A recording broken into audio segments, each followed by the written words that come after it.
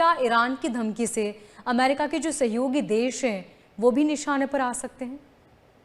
देखिए, ईरान की धमकी मोनिका जी बहुत क्लियर है। पहली बात है, उन्होंने कहा कि जिसका अमेरिका की इकोनॉमी से लेना देना है, मान लीजिए टेक्निकली उसमें भारत भी आता है, भाई आपका अमेरिका से व्यापार है ना। अब कतर हो गया, यूएई हो गया, सऊदी हो गया, सबका अमेरिका से व्यापार है। जिसका भी अमेरिका की इकोनॉमी से लेना देना या इनकी व्यापार है या इनके आदान प्रदान है, वो हमारा लिस्टिमेट टारगेट बन जाता है। पहली बात, यानी कि लगभग लगभग हर कंट्री इस क्षेत्र की आपका लिस्टिमेट टारगेट अमेरिका की बन रही है। नॉर्थ कोरिया बड़ा सेफ है, उनका अमेरिका से कोई व्यापार नहीं है। तो यानी कि आप एक, पहली बात तो ये है। दूसरी बात, अब आप सैंक्शंस की बात करें, स्कॉट बेसेंट कह रहा है मैं अपने एलाइज को कह रहा हूं, हम सब मिलकर सैंक्शन लगाएंगे।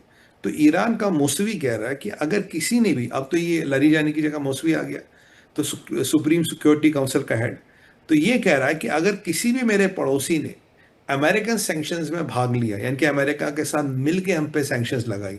सैंक्शंस का मतलब है मेरा पैसा वहां रखा रोक दिया, मेरे को अपना पोर्ट यूज करने दिया, उसके पोर्ट के थ्रू मेरे यहाँ माल नहीं आया, अगर किसी ने भी ये किया वो भी मेरे निशाने पे आ जाएगा, मैं उसको भी अटैक करूंगा।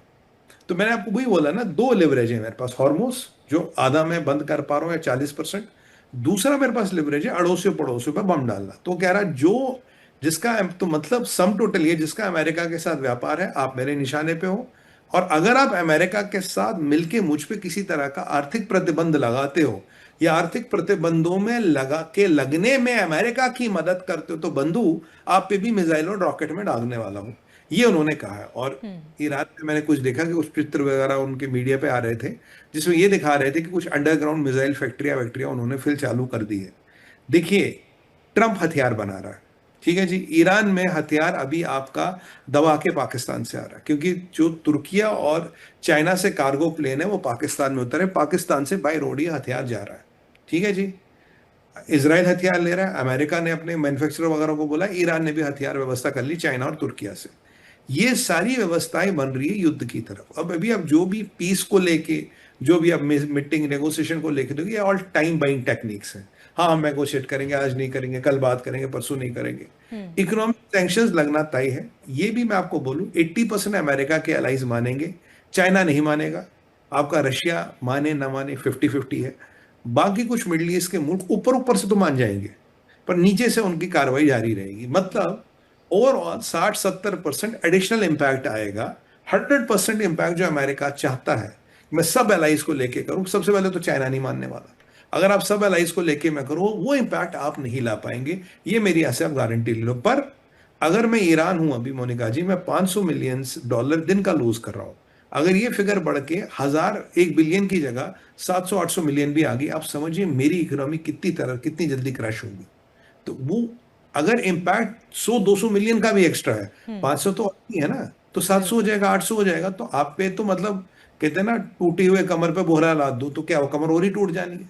तो वो वाली बात कर रहा है। तो अमेरिका जानता वो खेल क्या खेल रहा है, और ईरान को ये पता है कि ऐसे वो बहुत ज्यादा दिनों तक नहीं चल सकता। इवन पेजिस्कियन का कहना है कि सुप्रीम लीडर ने कहा, मुश्तबा ने, अब कितना सच कितना झूठ पेजिस्कियन कह रहे हैं कि भाई हम इस परिस्थिति में नहीं रह सकते, या तो आर या पार, या सब कुछ ठीक या सब कुछ खत्म। मतलब आर पार की लड़ाई करो, जो भी विकल्प खत्म करो, ऐसे नहीं रह सकते ना लिक्विड ऑक्सीजन में। ये हमारे अजीत साहब की पिक्चर में एक डायलॉग होता था, कहता साहब ये जासूस पकड़ा है, कहता इनको लिक्विड ऑक्सीजन में डाल दो। कह रहा क्यों? कह रहा लिक्विड इन्हें जीने नहीं देगा और ऑक्सीजन इन्हें मरने नहीं देगा। तो अभी आप ईरान लिक्विड ऑक्सीजन में, कह रहे यार ये लिक्विड ऑक्सीजन वाली परिस्थिति में नहीं रहना, या तो आर करो या पार करो, ये तिल तिल के मर मर के जिंदा नहीं रहना। मैसूर पेजिस्कियन, ये सुप्रीम लीडर मुश्तबा खामेनी ने कहा है, लिक्विड ऑक्सीजन में हम नहीं रह सकते। और अमेरिका चाहता है जितनी देर आप लिक्विड ऑक्सीजन में रहो। और याद रखिएगा, अमेरिका का रुख उस दिन बदलेगा जिस दिन चाइना उसके पास तेल खरीदने जाएगा, और चाइना बहुत कोशिश करा वो तेल खरीदने ना जाए। अब सितंबर में शी जिनपिंग जाएंगे अमेरिका, नहीं ट्रंप ने तो कहा आ रहा, पर चाइना का मीडिया में ट्रैक करा था, चाइना के मीडिया में ऐसा कोई समाचार नहीं है। बहुत कॉम्प्लिकेट हो रहा मोनिका जी, रोज 2-4 घंटे में सारे समीकरण बदल रहे हैं, फिर नए समीकरण बन रहे हैं, बड़ा इंटरेस्टिंग हो रहा है जी।